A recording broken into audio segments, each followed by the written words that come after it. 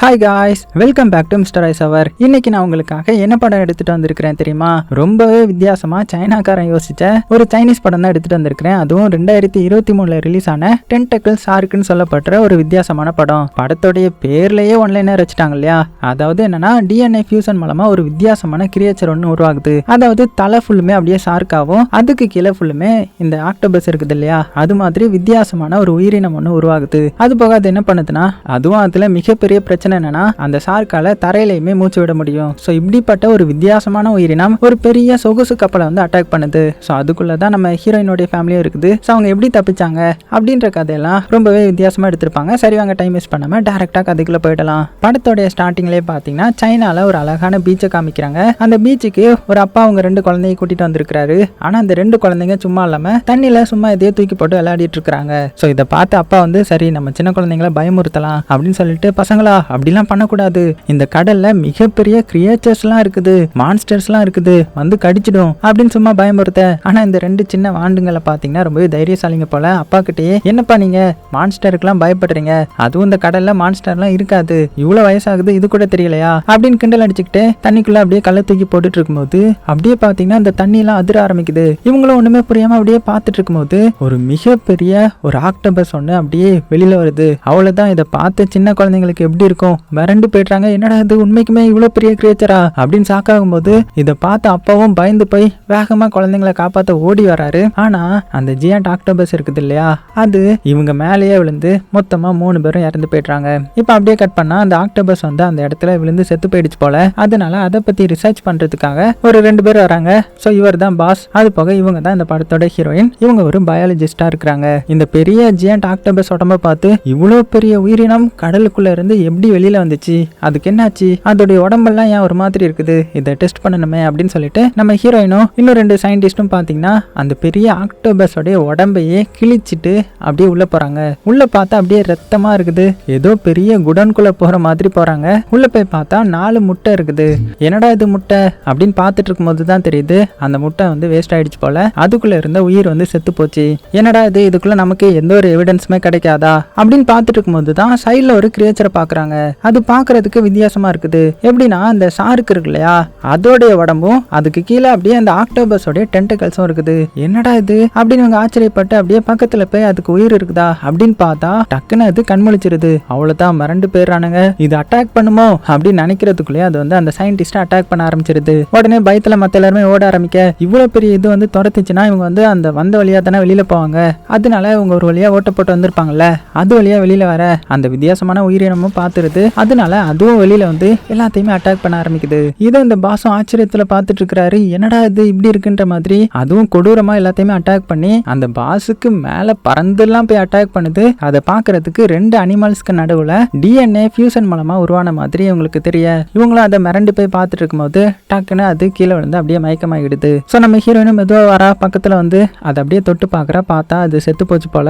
So இதை பத்தி pass கிட்ட சொல்ல அவர் அப்படியே சோகமாகறாரு. என்னடா இது, இதை வச்சு ரிசர்ச் பண்ணலாம்னு நினைச்சா இதுவும் போச்சா அப்படின்னு நினைச்சிட்டு இருக்கும்போது தான் நம்ம ஹீரோயின் மறுபடியும் சொல்றா, இதோடைய உடம்புக்குள்ள ஏதோ ஒரு முட்டை இருக்கிற மாதிரி தெரியுது, அது இன்னும் உயிரோட தான் இருக்குது, ரொம்பவே ஆக்ரோஷமா இருக்குது அப்படின்னு சொல்ல அவ்வளவுதான், பாஸுக்கு ரொம்பவே சந்தோஷம். இப்ப அடுத்த சீன்ல பாஸ் அந்த வயிற்றுக்குள்ள இருந்த முட்டையை வந்து இவர் ரிசர்ச் பண்ணிட்டு இருக்கிறாரு. இங்க நம்ம ஹீரோயின் வந்து இதை வந்து தப்பு, இதை நீங்க இப்பவே கைவிட்டுருங்க, இது என்ன உயிரினம்னே தெரியல, இதனால நமக்கு பெரிய ஆபத்து வந்து ஏற்படலாம், சோ இதை வந்து கைவிட்டுருங்கன்ற மாதிரி சொல்லும்போது இந்த பாஸ் வந்து என்ன நீ என்ன பேசிட்டு இருக்க, நம்ம ஒரு புது இதையே கண்டுபிடிச்சிருக்கோம், இதை மட்டும் நம்ம வெளியில கொண்டு வந்துட்டோம்னு வச்சுக்கோங்க, நமக்கு எப்பேற்பட்ட மரியாதை கிடைக்கும், நீ என்னன்னா இப்படி சொல்லிட்டு இருக்கிற அப்படின்னு சொல்ல. ஆனா நம்ம ஹீரோயின் வந்து ஒத்துக்கவே இல்லை. அதனால அந்த பாஸ் என்ன கேட்கிறாருன்னா, இங்க பாரு உன்னுடைய பையனுக்கு வர ரொம்பவே உடம்பு முடியலல்ல, சோ அவனுடைய செலவு எல்லாத்தையுமே நான் பாத்துக்கிறேன், நீயும் எனக்கு இந்த எக்ஸ்பெரிமெண்ட் செய்யறதுக்கு உதவி பண்ணணும் அப்படின்னும் போது, இல்ல சார் அது என்னால முடியாது, என்னுடைய பையன் எனக்கு முக்கியம் தான், ஆனா அதுக்காக இந்த உயிரினத்தை வச்சு இந்த உலகத்துக்கு நான் ஆபத்து வர விட மாட்டேன் அப்படின்னு சொல்லிட்டு கோவத்துல அங்கிருந்து கிளம்பி போயிட்டா.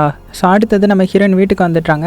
வீட்டில் பார்த்தா அவளுடைய பையன் ரொம்பவே உடம்பு சரியில்லாமல் இருக்கிறான். ஸோ அவன் வந்து ஏதோ ஸ்ட்ரேஞ்சான டிசீஸில் பாதிக்கப்பட்டிருக்கிறான் போல.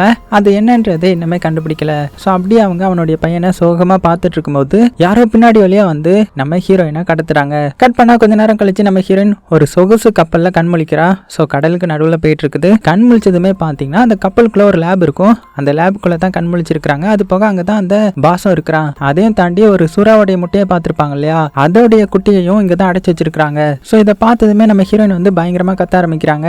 என்ன பண்ணிட்டு இருக்கீங்க தெரியுமா, இதெல்லாம் எவ்வளவு பெரிய ஆபத்து தெரியுமா அப்படின்னும் போது, ஆனா அந்த பாஸ் என்ன சொல்றானா, இங்க பாரு, நான் உனக்கு ஒரு நல்ல செய்தியும் வச்சிருக்கிறேன். உன்னுடைய பையனுடைய டிசீஸ் வந்து என்னன்னு தெரியாது இல்லையா, அதை வந்து நான் கண்டுபிடிச்சிட்டேன். அந்த டிசீஸ்க்கான மருந்து வந்து இந்த சுறா இருக்கு இல்லையா, சுறாவும் ஆக்டோபஸும் சேர்ந்த கலவை, அந்த மான்ஸ்டருடைய பிரெயின்ல வந்து ஒன்னு சுரக்கும். அந்த ஃப்ளூயிட் மூலமா உன்னுடைய பையனுடைய நோயை வந்து குணப்படுத்திடலாம். அதுக்கப்புறம் அவனுக்கு வந்து அந்த பிரச்சனை வராது. அது போக அந்த மருந்தை நம்ம எடுத்து நல்லா எக்ஸ்ட்ராக்ட் பண்ணி வித்தோம்னா காசு கிடைக்கிறதையும் தாண்டி நிறைய மக்கள் வந்து பயனடைவாங்க. ஸோ நீ கொஞ்சம் புரிஞ்சுக்கோ, இது வந்து இயற்கையாவே கடவுள் நமக்கு கொடுத்த ஒரு வரம். ஸோ நம்ம தான் இதை அடுத்த கட்ட பரிமாற்றத்துக்கு மனிதனத்தை கொண்டு போக போறோம் அப்படி இப்படின்ற மாதிரி சொல்லிட்டு இருக்க நம்ம ஹீரோயினுக்கு என்ன சொல்றதுன்னே தெரியல. அப்புறம் நீயே யோசித்துக்கோ, உன்னுடைய பையனுடைய உயிர் முக்கியமா இல்லைன்னா உன்னுடைய இறக்கம் தான் முக்கியமான்றதை யோசித்துக்கோ அப்படின்னு சொல்லிட. ஸோ நம்ம ஹீரோயினுக்கு இப்போ வேற என்ன பண்றதுன்னே தெரியல. அதுலயும் இன்னொரு பெரிய பிரச்சனை என்னன்னா, இந்த மருந்தை மட்டும் கொஞ்சம் நல்லா அவளுடைய பையனுக்கு கொடுக்கலன்னா பையன் வந்து இறந்து போயிடும் போல. ரொம்பவே இக்கட்டான சூழ்நிலையில நம்ம ஹீரோயின் வந்து மாட்டிக்கிறாங்க. ஸோ அப்புறம் என்ன பண்ணுவாங்க, இந்த மிஷனுக்கு ஓகே சொல்லிட்டாங்க. அதனால நம்ம ஹீரோயின் அதுக்கப்புறம் ஒரு 2 சயின்டிஸ்ட் பாத்தீங்கன்னா இந்த லேப்குள்ள வந்து அந்த சூறாவுடைய மண்டையில இருக்கிற ஃப்ளூயிட் எடுக்க எப்படியோ ட்ரை பண்ணிட்டு இருக்காங்க. ஸோ இது ரொம்பவே ஆபத்தான வேலை இல்ல, இருந்தாலும் ரொம்பவே கஷ்டப்பட்டு அந்த சூறாவுடைய மூளையில இருந்து அந்த ஃப்ளூயிட வந்து எடுத்துடுறாங்க. எடுத்துட்டு அந்த வில்லன் கிட்டையும் கொடுத்துட, அதாவது பாஸ் கிட்ட கொடுத்துட. அதுக்கப்புறம் ஹீரோயினுக்கு என்ன வேலைனா, இப்போ இந்த சுறாவை வந்து எப்படியாவது அழிச்சிடணும். இதை அழிக்காம விட்டுட்டாங்கன்னா இது வந்து ரொம்ப வேகமா வர அப்படியே உருமாறிட்டு இருக்குது இல்ல. ஸோ மனித இனத்தை இதை அழிக்க கூட வாய்ப்பு இருக்குது. அதனால ஹீரோயின் என்ன பண்றாங்கன்னா, ஒரு சீரம் எடுத்துட்டு வந்து அந்த சுறாக்கு போட்டுடலாம் அப்படின்னு 2 சயின்டிஸ்ட் கூட சேர்ந்து போட ட்ரை பண்ணிட்டு இருக்கும்போது அந்த சுறா ரொம்பவே ஆக்ரோஷமா மாறுது. அது ஒரு சயின்டிஸ்டோடைய கையை பிடிச்சி அட்டாக் பண்ண ஆரம்பிக்குது. அது போக அதை வந்து ஒரு இதுக்குள்ள அடைச்சு வச்சிருப்பாங்க, அதையவே உடைச்சிட்டு வெளியில வருது. அவ்வளவுதான், சயின்டிஸ்டும் சரி ஹீரோயினும் சரி மிரண்டு போயிடுறாங்க. தப்பிக்கணும் ட்ரை பண்றதுக்குள்ளேயே சயின்டிஸ்ட் 2 பேரையுமே அது நொடி பொழுதுல அதோடைய டென்டக்கிள்ஸ் இருக்குது இல்ல, அதை வச்சு அட்டாக் பண்ணி கொலை பண்ணிடுது. ஸோ கடைசியா நம்ம ஹீரோயினை தேட நம்ம ஹீரோயின் டக்குன்னு அந்த லேபோடைய கதை வந்து மூடிடுறாங்க. அப்பதான் அதோடைய உண்மையான சுயரூபத்தை பாக்குறா. அது அப்படியே வந்து மோதும் பாருங்க, மிரண்டு போயிடுறான். இப்பதான் அதை ஃபுல்லுமே நம்ம ஹீரோயின் பாக்குறா. பார்த்தா தலை ஃபுல்லுமே இந்த ஷார்க் மாதிரி ரொம்பவே அப்படியே ஷார்ப்பான பல்லு, ரொம்பவே ஆக்ரோஷமான முகம். அது போக அதுக்கு கீழே அப்படியே டென்டக்கிள்ஸ், இந்த ஆக்டோபஸ்க்குலாம் இருக்கும் இல்லையா, அந்த மாதிரி நிறைய டென்டக்கிள்ஸ் இருக்குது. ஸோ மிரண்டு போன ஹீரோயின் இதை பத்தி சீக்கிரமா பாஸ் கிட்ட சொல்லணும் அப்படின்னு சொல்லி ஓடி போக, அதே டைம்ல இந்த சொகுசு கப்பலுக்கு மேல காமிக்கிறாங்க. சீக்கிரட்டா சில போலீஸ்லாம் வந்து இறங்குறாங்க.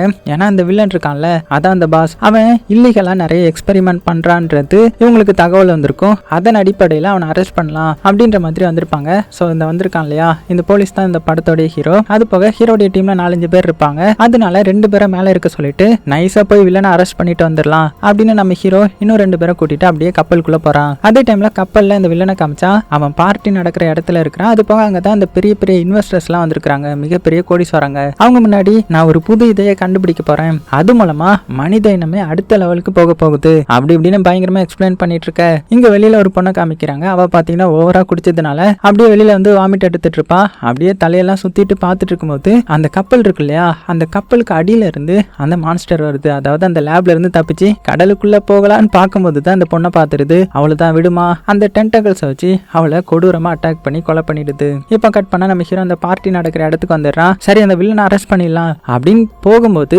கரெக்டா ஒருத்தங்களை பார்த்து சாக்காகி நிக்கிறான். அது வேற யாரும் கிடையாது, நம்ம ஹீரோயின் தான். ஏன்னா ரொம்ப வருஷத்துக்கு முன்னாடி ஹீரோயினும் இந்த ஹீரோவும் லவ் பண்ணி இருந்திருப்பாங்க. அப்ப ஏதோ ஒரு காரணத்துக்காக தான் டிவோர்ஸ் பண்ணிருப்பாங்க. இப்போ ஹீரோயினை பார்த்ததுமே ரொம்ப ரொம்ப ஃபீல் பண்ணிட்டு இருக்கான். அதே டைம்ல ஹீரோயின் யார்கிட்ட பேசிட்டு இருக்காங்கன்னா வில்லன் கிட்ட தான். இந்த மாதிரி அந்த மான்ஸ்டர் நம்ம அடைச்சு வச்ச டேங்க்ல இருந்து வெளியில அந்த ரூம்க்கு வந்துடுச்சு. ரூம்க்கு வந்ததுமே அது உயிரோட தான் இருந்துச்சு. அதால தரையிலையுமே மூச்சு விட முடியுது. அது போக அது கொஞ்ச நேரத்துக்கு ஒரு வாட்டி ரொம்ப பெருசா மாறிட்டு இருக்குது, மிகப்பெரிய ஆபத்து அப்படி இப்படின்ற மாதிரி பதற்றத்துல கத்திட்டு இருப்பா. ஆனா அந்த வில்லனை பாத்தீங்கன்னா அதெல்லாம் கவலைப்படாம, இதெல்லாம் நான் எதிர்பார்த்தது தான், கவலைப்படாத பாத்துக்கலாம் அப்படின்ற மாதிரி கூலா சொல்லிட்டு போறான். அதே டைம்ல இங்க இப்போ நடக்க போற ஆபத்து தெரியாம இங்க இருக்கிற மக்கள்லாம் என்ன பண்ணிட்டு இருக்காங்கன்னா, அங்க கேட்கிற மியூசிக்கு ஜாலியா டான்ஸ் ஆடி பாட்டு பாடி என்ஜாய் பண்ணிட்டு இருக்காங்க. இதுக்கு மேல வில்லனை விட்டு வைக்க கூடாது, அரெஸ்ட் பண்ணிட வேண்டியதுதான் அப்படி நம்ம ஹீரோடைய டீமும் பாத்தீங்கன்னா அவனை அரெஸ்ட் பண்ண வராங்க. அப்போ எதிர்பாராத விதமா என்ன நடக்குதுன்னா, அந்த மான்ஸ்டர் இருக்குது இல்லையா, அது வந்து இந்த இடத்துக்கு வந்து ஒவ்வொருத்தரையா பிடிச்சி சாகடிக்க ஆரம்பிக்குது. ஸோ மியூசிக் சத்தம் கேட்கறதுனால மற்றவங்களுக்கு தெரியல, மற்ற எல்லாருமே ஜாலியா பாட்டு பாடி டான்ஸ் ஆடிட்டு இருக்காங்க. ஆனா நம்ம ஹீரோயின் மட்டும் நோட் பண்ணிட்டுறா.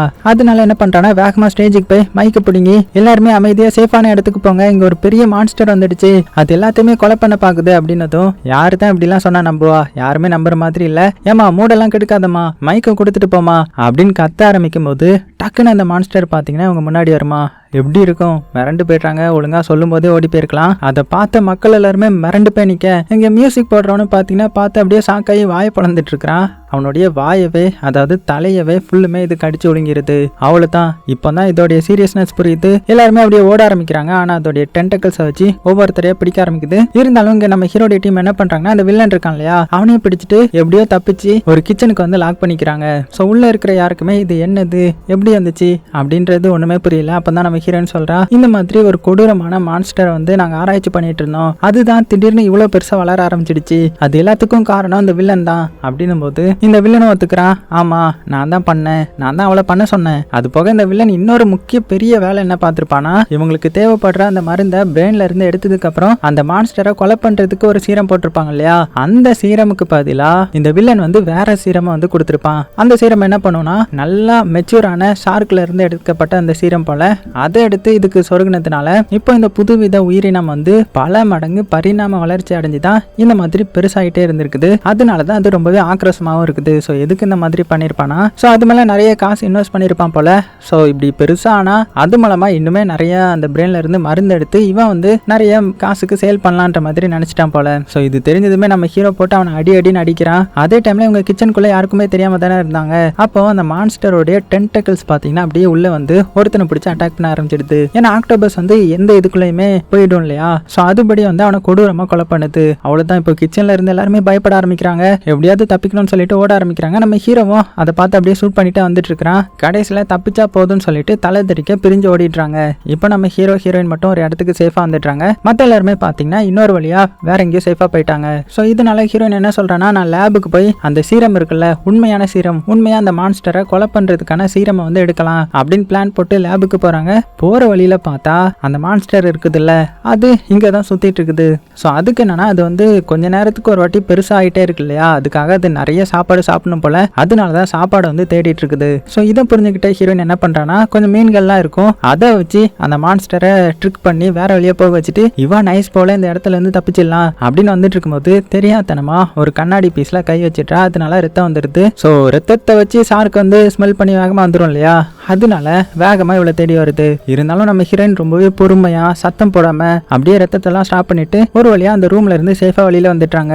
அதே டைம்ல அந்த பாஸை வந்து ஒரு கூட்டம் வந்து கூட்டிட்டு போச்சு இல்லையா வேற வழியா, அந்த கூட்டத்தை கண்டுபிடிச்ச அந்த மான்ஸ்டர் என்ன பண்ணுதுன்னா, அவங்கள அந்த டென்டக்கிள்ஸ் வச்சு பயங்கரமா அட்டாக் பண்ணுது. கடைசியா ஒரு லேடி ஏஜென்ட் தான் அந்த மான்ஸ்டர் கூட போராடிட்டு இருக்காங்க.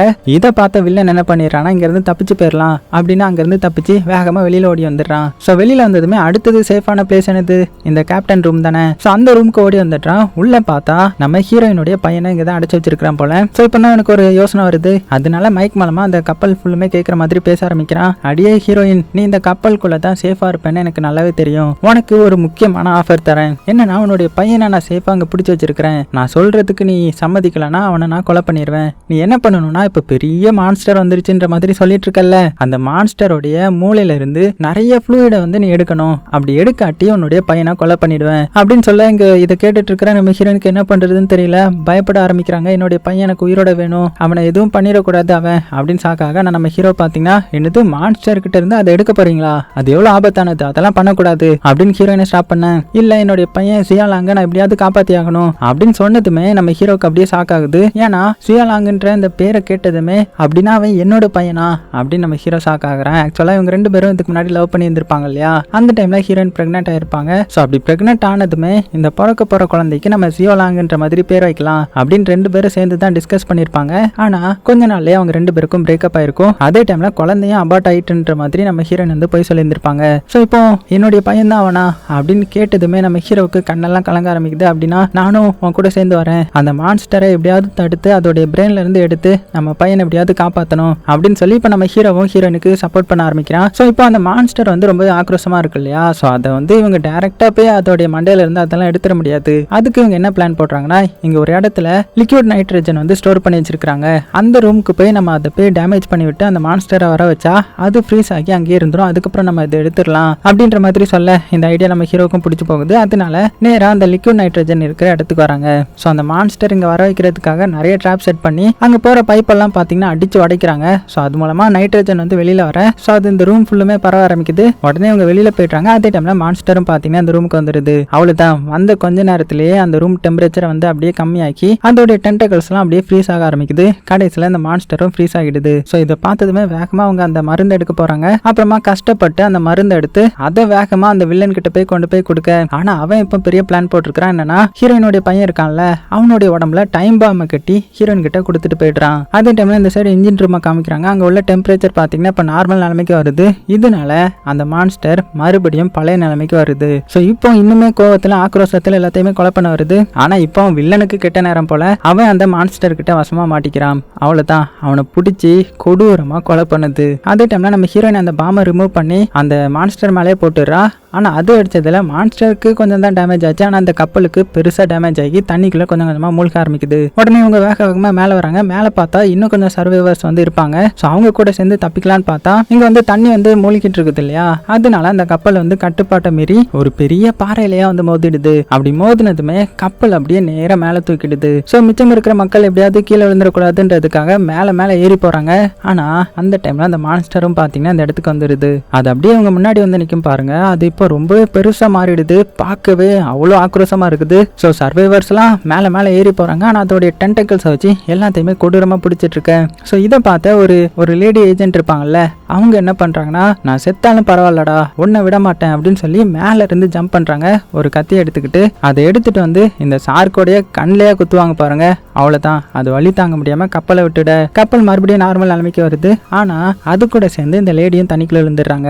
நல்ல வேளை நமக்கு கொஞ்சம் டைம் கிடைச்சிருக்குது, எப்படியாவது தப்பிக்க ட்ரை பண்ணலாம் அப்படின்னு மக்கள் நினைக்கிறதுக்குள்ளேயே மறுபடியும் அந்த ஷார்க் வந்து வருது. இந்த வாட்டி இன்னும் கொஞ்சம் ஆக்ரோஷமா வந்து அந்த ஷிப்பை மறுபடியும் பிடிக்க மறுபடியும் ஷிப் வந்து பாத்தீங்கன்னா அந்த 90 டிகிரி பொசிஷனுக்கு வந்துடுது. மேல பார்த்தா ஹீரோயினுடைய பையன் ஹீரோன்னு சொல்லிட்டு எல்லாருமே அந்த கப்பல்ல இருக்கிற அந்த கம்பியை பிடிச்சு தொங்கிட்டு இருக்காங்க. சோ கொஞ்சம் விட்டா மேல இருந்து விழுந்துருவாங்க. இதை புரிஞ்சுக்கிட்ட நம்ம ஹீரோயின் என்ன பண்றானா, இது எல்லாத்துக்குமே நானும் ஒரு காரணம், சோ இதை எப்படியாவது ஸ்டாப் பண்ணணும் அப்படின்னு அவ அந்த உண்மையான சீரம் வச்சிருப்பா. சோ இதை போட்டா அந்த மான்ஸ்டர் உண்மைக்குமே அழிஞ்சிடும். அதனால என்ன பண்றானா, நம்ம ஹீரோ வேணாம் கத்தியுமே அவளுடைய பையனுக்கு கிஸ் பண்ணிட்டு என்ன மன்னிச்சிருங்க அப்படின்னு சொல்லிட்டு ஒரு ஜம்ப் பண்ண பாருங்க. அதே டைம்ல அந்த ஷார்க்கும் பாத்தீங்கன்னா, நல்ல வேலை நீயே குதிக்கிறியா, இந்த வாய்க்குள்ள குதி பார்க்கலாம் அப்படின்னு வாயை திறக்க, இதுதான் நம்ம ஹீரோயினுக்கு வேணும். நேரா வாய்க்குள்ள இறங்கி அந்த இதயத்திலயா அந்த மருந்தை வந்து செலுத்திடுறான். அவ்வளவுதான், இதனால அந்த மான்ஸ்டர் வந்து அப்படியே துடிக்குது. அந்த இடத்துல இறந்து போகுது.